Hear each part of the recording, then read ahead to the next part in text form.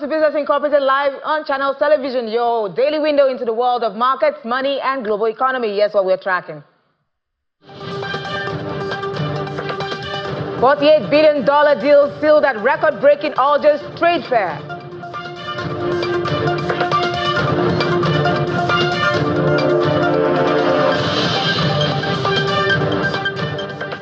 Mauritius and India partner to boost trade in local currencies.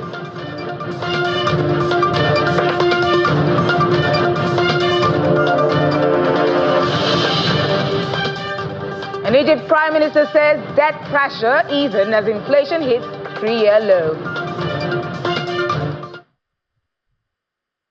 And great to have you join us for this half-hour show. I'm Will Ibang. First, let's check in on the commodities market. We begin with oil markets, which slipped. We saw oil prices slipping on Thursday on concerns over weak U.S. demand and global oversupply, though tensions in the Middle East and Russia's war in Ukraine capped the losses. We saw Brent crude falling 0.98% to $66.85 a barrel. WTI crude also dropped 1.08% to $62.99 a barrel. Now, both benchmarks had gained over $1 on Wednesday after Israel struck Hamas leaders in Qatar and Poland intercepted suspected Russian drones. Now, despite the pullback, oil has been trending higher this month after touching a 3-month low on September the 5th. Now, let's look at other news in the energy space. The International Energy Agency says renewables will surpass coal as the world's top power source by 2025 and meet all new electricity demand through 2027. Now, solar PV will lead the growth with nuclear also rising. Renewables share of global electricity is set to climb from 30% in 2023 to 37% by 2026 and nearly double by 2030. Now, the International Energy Agency highlights the falling solar costs and strong policy support as key drivers for this. Now, oil demand, we know, is projected to grow by 740,000 barrels per day in 2025, with supply expanding from both OPEC Plus and non-OPEC producers. Let's look at other metals now. Let's say the gold prices slipped on Thursday, holding near record highs as investors awaited U.S. inflation data, which is due in about an hour after softer, producer price figures bolstered expectations of a rate cut next week. Now, spot gold received easing 0.2% to $3,633.97 per ounce. We see U.S. gold futures also in the red, down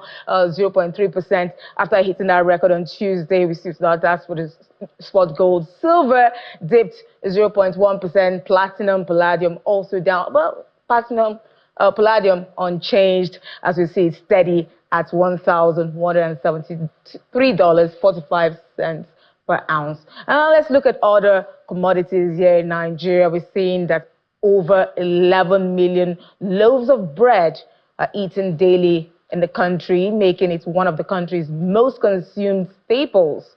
But with family loaves now selling for about 2,300, up from 1,200 just 2 years ago, bread has become a symbol of rising household costs. Kwaje Victor, analyst with Financial Derivatives Company, joins us to discuss this trend. Good afternoon, Kwaje. It's good to have you on the show. Good afternoon. Kwaje, bread prices have doubled in 2 years. If diesel and forex are easing, why aren't prices falling? Is it profiteering we're seeing here? Okay, thank you very much. Yeah, I agree. Yeah, it's true that the prices of bread has been increasing, but this is because, and this is fully driven by the import price of wheat flour. Wheat flour is the main ingredient used in the production of bread, and also we know that yes, this wheat flour, it outweighs the other benefits which are affecting bread right now. Right now, we can see that also, as Naira is appreciating, the prices of energy, of power, has been reducing too.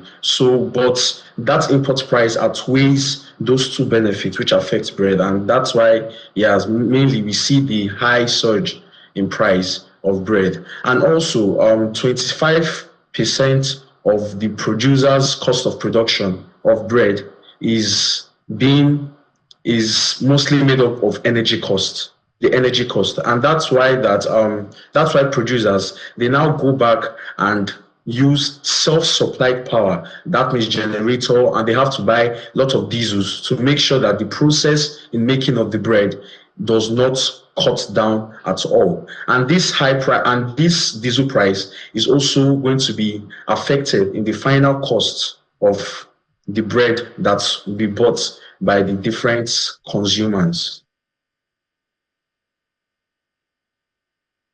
So now Nigeria has spent about 3 billion on wheat imports, yet we've seen bakeries still using, banned bromates for their production. How will NAFDAC's, 2025 crackdown they're planning this year affect prices and possibly health of Nigerians?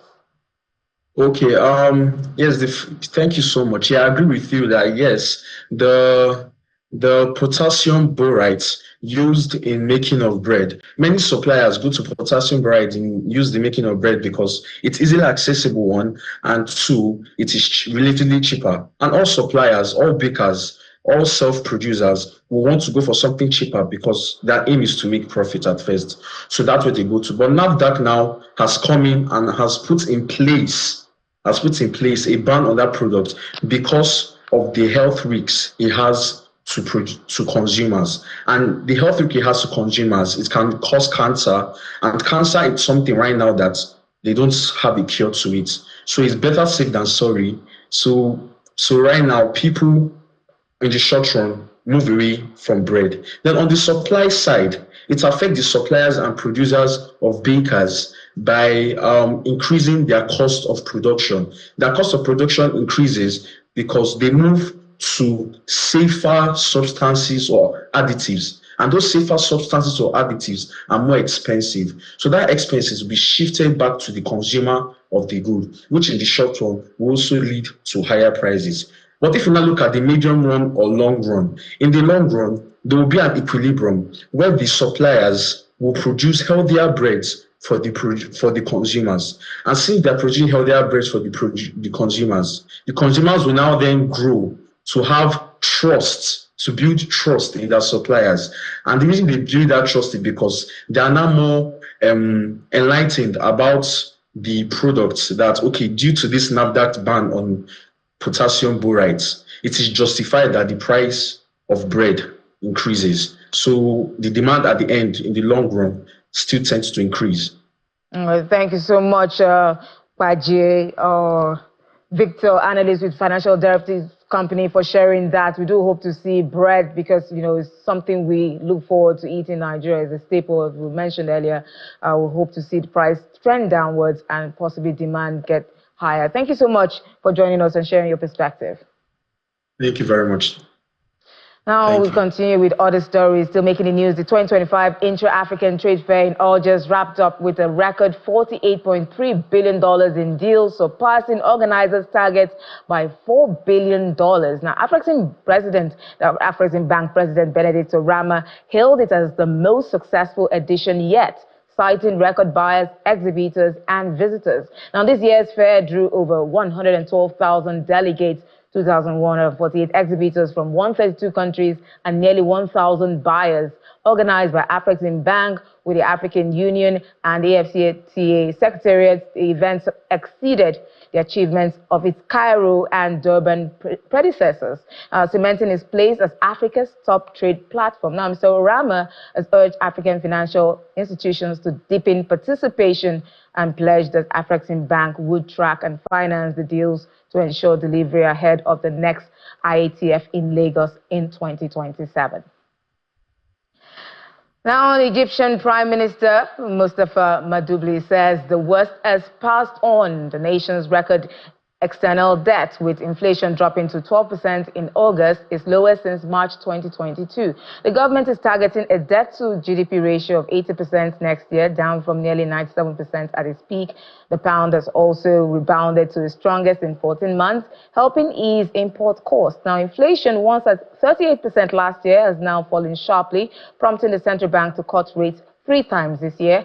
Madoubli says exports are up 20% and ruled out electricity price hikes for now as the government pushes to steady the economy. Now we see other things happening there. We see India and Mauritius work together to enable bilateral trade in local currencies. Now, Prime Minister Narendra Modi said today that after talks with the Mauritian counterpart, Navin Chandra Raghuram, that's when he talked about this, Modi described the two nations as sharing dreams and destiny. He reaffirmed India's role as a key maritime partner, pledging support to strengthen security in Mauritius' exclusive economic zone. Modi also hailed the UK's decision to return the Chagos Islands, calling it a historic victory for Mauritius. Raghuram is on a state visit to India until September the 16th, his first overseas bilateral trip since resuming office. And let's move to the markets now in Africa and see how they're performing at intraday. We see Nigeria's NGX sustaining bullish momentum at intraday. It's up 0.1%. We see GSE in South Africa trading in opposite direction, down 0.1%. We see that on the screen. Although they're both maintaining the levels that we have come to hold on to. Nigeria at 140,000 points and GSE in South Africa at 103,000 points. And let's look at Egypt, how they performed at intraday. Did they do any better or lower? They did better, 0.44%, 34,824 points there. But we're seeing Kenya holding strong yesterday, closing at 0.71% up, still at 178. We'll see how they fare at the close of business today. But let's jump into the fixed income space in Nigeria and see how that's faring. And we have Chuka Nwachukwu, who is Chief Dealer and Group Head of Trading at UBA. Good afternoon, Chuka. It's good to have you join us. Good afternoon, Will. Chuka, let's just quickly have a feel of what's happening in that space. Liquidity, how is that performing? I mean, how is that playing out for investors? How is that influencing investors' decision? We know that some treasury bills and OMO maturities have come in and are due to mature. How is that helping liquidity in the market? Thank you very much, Will. Like you rightly mentioned, liquidity has been a major source of activity. From last week, we had major inflows into the market, and that expanded into this week. So this week, market opened on Monday, for example, around 1.7 trillion. As at this morning, we also opened at over 1.9 trillion on the positive side. And that obviously has affected activity in the fixed income market, where we've seen bullish sentiment both on the T-bill side and then on the bond side. So on the bill side, activity greatly on the longer end, which is the September 3rd, maturity.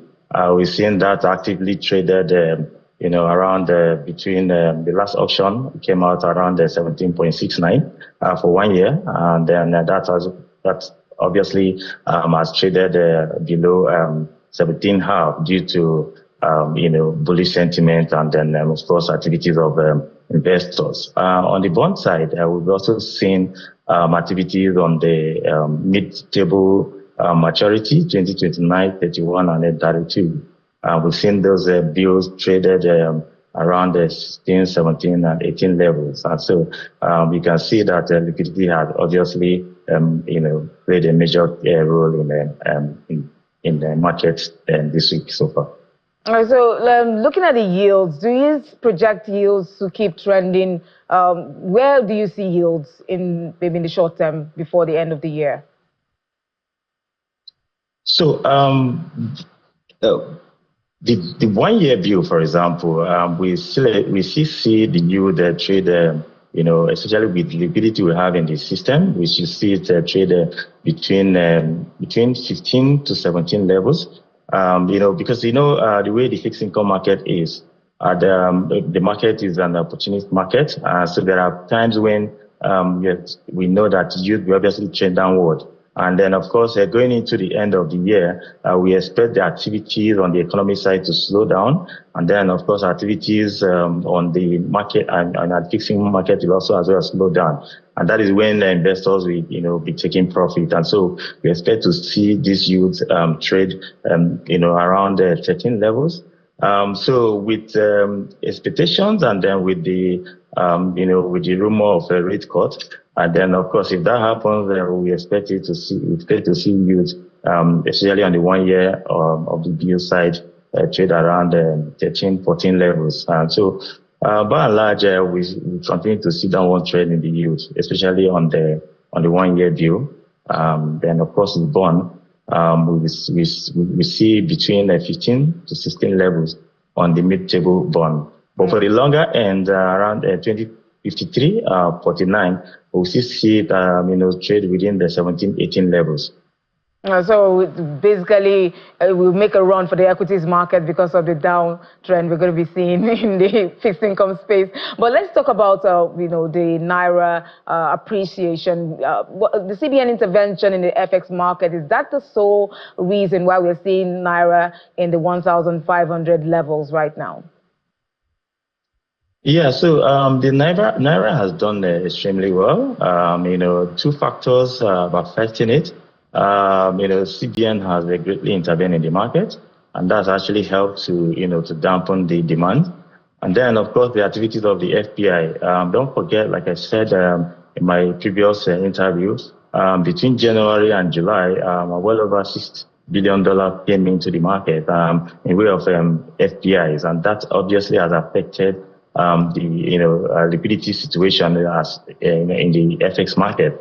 And then again, of course, the reserve also. Reserve is around the 41 billion, and that's obviously is helping CBN. So by and large, Naira has performed extremely well, and I think that stability is key, and that's also is very fundamental, especially for the FPIs, and also it's also very fundamental for the CBN. I think that's one of the greatest achievements so far, that stability of the Naira, which the CBN governor has actually worked so hard on.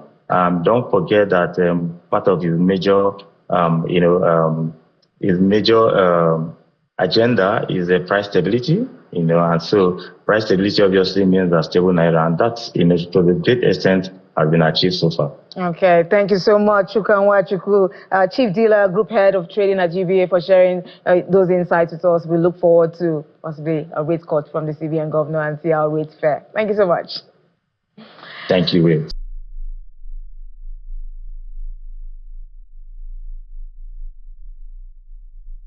And let's look at Gulf stocks now. We see them trading mostly positive at intraday. We see Dubai in the green, 0.36% up. We see Abu Dhabi also in the green. Let's look at Saudi Arabia. It was trading negative, more than 0.5% down, 0.54%, and Qatar was 0.14% up in opposite direction there. But U.S. markets, let's quickly take a trip there. U.S. stock futures were steady today in pre-market trading after the S&P 500 closed at record highs. Now, futures on the benchmark index, we see that S&P up nearly 0.2%. Dow Jones, you see, it's adding 0.17%. And the NASDAQ futures, we see that 0.2% up as well. But let's quickly scoot over to Asia and see how that we're looking to, before we go to Asia, we did get that news that CPI for U.S. markets did come out, and it was in line with expectations at 2.9%. We were expecting that data there, and we have it there. So we'll see what the Fed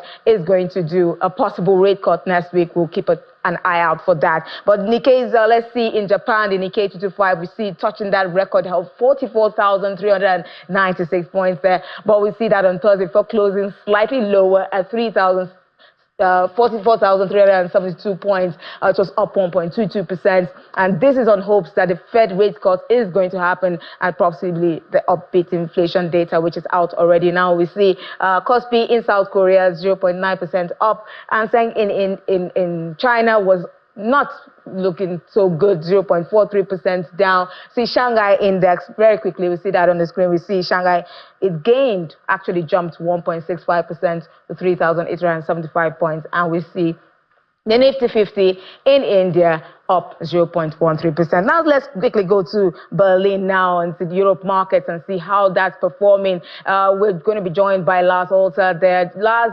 what's going on with the markets in Europe today?